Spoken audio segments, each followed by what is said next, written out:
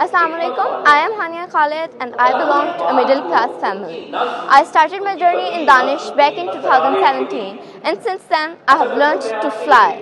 Today I stand tall with multiple laurels and stars on my shoulder and I am ready to face the world.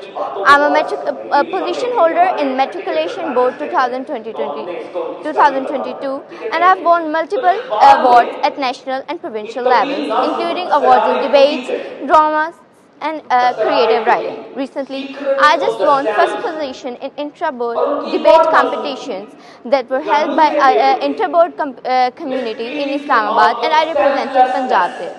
When I came in Danish, I was nothing but a diamond in the rough. Danish brought out the talent in me and polished my talent like they polished a diamond.